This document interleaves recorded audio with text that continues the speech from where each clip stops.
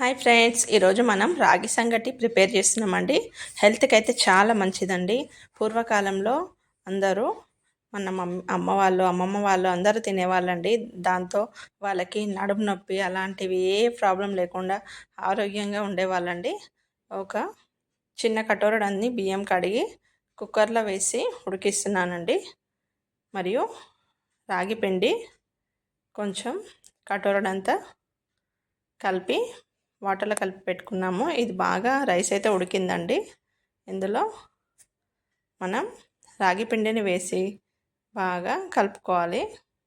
ఇది మనకి రైస్ అనేది మెత్తగా అవ్వాలండి. ఖాళీ రాగి పిండితో చేస్తే ఎవరు తినరు కాబట్టి ఇలా రైస్తో పాటు చేసుకుంటే ఈజీగా అయిపోతుంది. హెల్త్ కూడా చాలా మంచిదండి. లేడీస్కి పిల్లలకి చాలా బలం ఇస్తుందండి. నడుము నొప్పి మరియు అలాంటివి మోకాల నొప్పులు రాకుండా బాగా హెల్తీగా ఉంటుందండి. బాగా కలుపుకోవాలి దగ్గర పడే వరకు. ఇది మనం చికెన్తో అయినా నాటుకోడి పులుసుతో అయినా ఫేమస్ అండి. లేదంటే ఏది ఉంటే దాంతోపాటు తినచ్చు. ఏది లేకున్నా ఉల్లిపాయ పచ్చిమిర్చి వేసుకొని తింటే సూపర్ టేస్ట్ అయితే ఉంటుందండి. అలా కొంచెం సాల్ట్ వేసామండి. బాగా కలుపుకోవాలి. గట్టి పడాలండి. మనకి కొంచెం నెయ్యి వేస్తున్నాను. ఇది మాడకుండా బాగా దగ్గరికి కలుపుకోవాలి. ఇలా మనకి దగ్గరికి అవుతున్నది కదండి. ఇంకా మనకి ముద్దలాగా కావాలి. అప్పటి వరకు మనం ఫ్రై చేసుకుందాం. సిమ్లో పెట్టేసి కలుపుతూ ఉండాలండి. మిశ్రమం అనేది మనకి గట్టి పడాలి.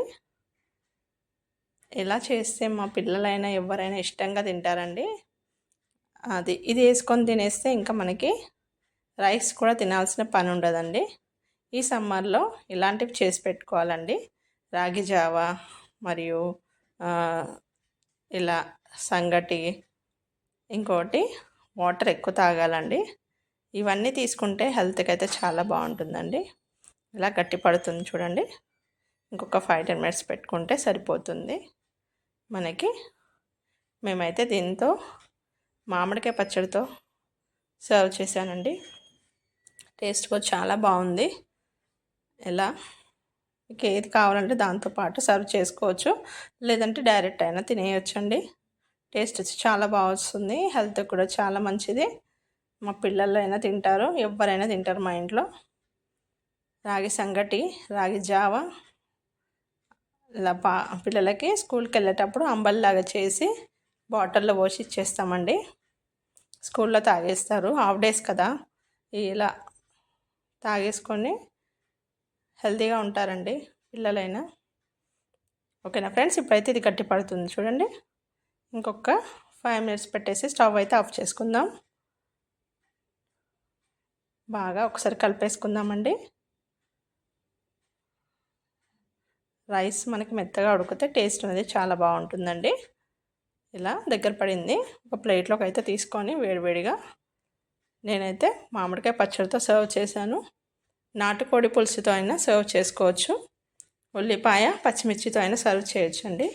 టేస్టీ రాగి సంగటి రెడీ అయిందండి.